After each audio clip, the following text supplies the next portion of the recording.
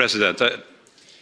The first thing, colleagues, that I want to do by this debate is to thank one man, it's not a woman, a man here in this room, because in this file he has played a crucial role.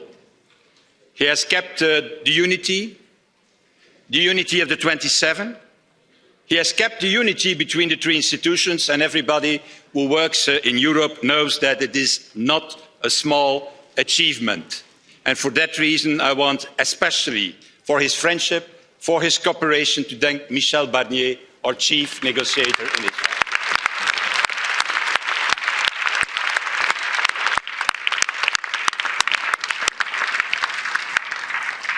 By the beginning of this debate, President, I want also to pay tribute to our British colleagues. Well, at least the overwhelming majority of them.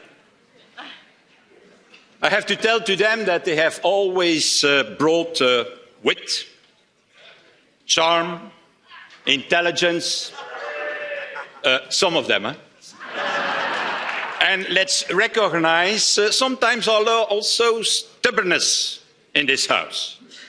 And I think that I can say in the name of all of us, on all groups, I can only say we will miss you in the coming time and in the coming years. Especially you. So, Mr. President, let me be clear from the start of this debate. Today's vote is not a vote in favour or against Brexit.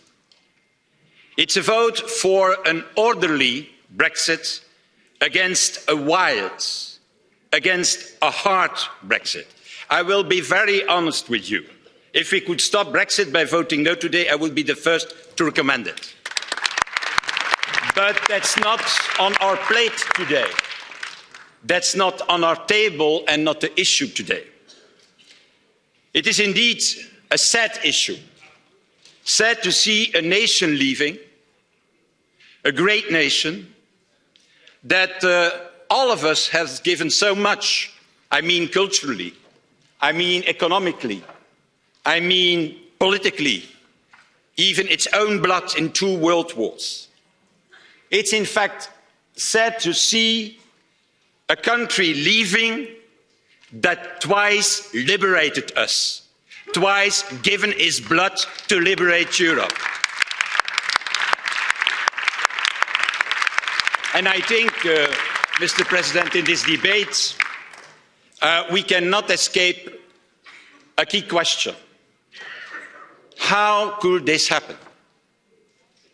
How it is possible that more than 40 years after, I think, an enormous, overwhelming majority of nearly 70%, I think, voted to enter into the European family, how 40 years later they decided, based on their sovereign rights, to leave this European project.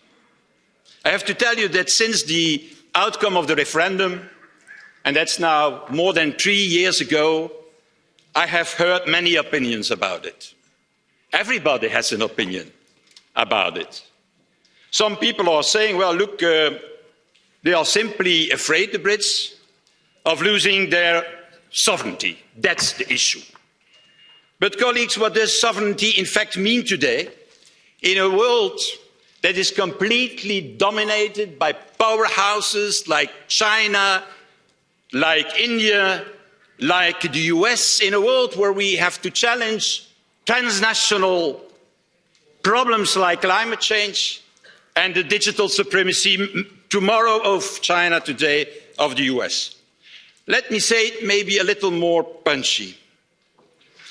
What is in fact threatening Britain's sovereignty most? The rules of our single market, or the fact that tomorrow there will be maybe planting Chinese 5G masts in the British Islands. And the cruel reality that we have to consider today in this debate is that European countries have lost their sovereignty already a long time ago, and that Europe is just the way to regain that sovereignty in the coming years and the coming decades. There have been other people who told me and to Michel Barnier, look, you don't understand it. It's all about migration that Brexit happens. Migrants working in British hospitals, migrants working in British universities, migrants working on construction sites in London.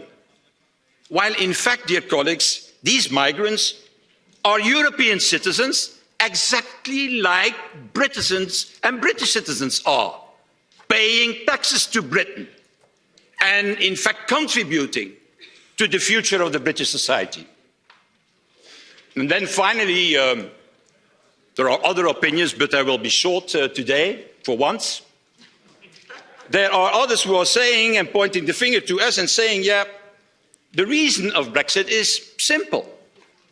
You didn't give enough to Mr. Cameron when he came to Brussels and when he requested new exceptions for Britain.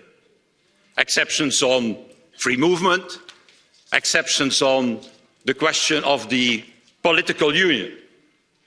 Well, I have to tell you, Mr. President, and to the colleagues today as rapporteur, it's my personal opinion, that it's my firm conviction that the opposite is true.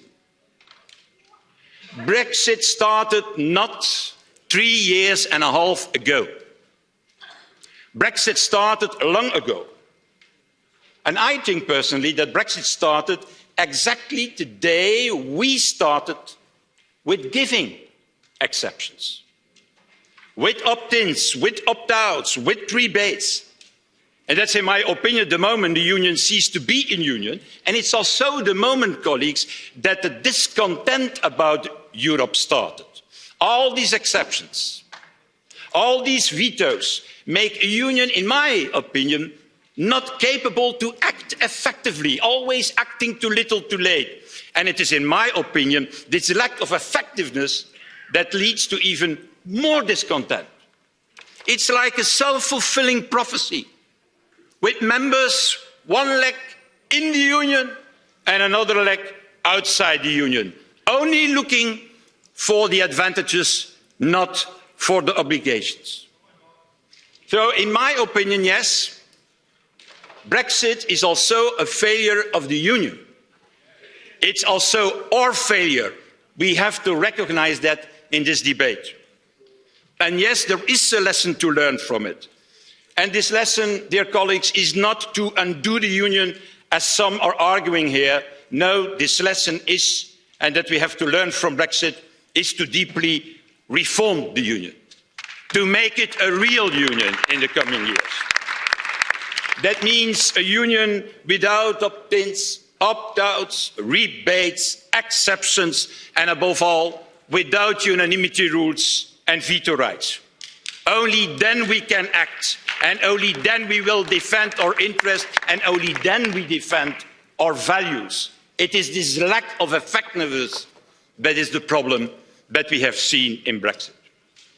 I have to tell you, and that will be my conclusion, Mr. President, that the last couple of days I received, maybe as you, hundreds of mails of British citizens saying they desperately want or to stay or to return. And I have to tell you, for once, normally it's easy with me, but this time I don't know what to respond, because it's not in our capacity to decide that. But that doesn't mean that we don't have a responsibility to make sure that the union to which they will return will be another union, effective and more democratic. So, and that's my last sentence as rapporteur, Mr. President, thank you for the support. So this vote is not an adieu. This vote, Mr. President, is, in my opinion, only an au revoir. Thank you very much.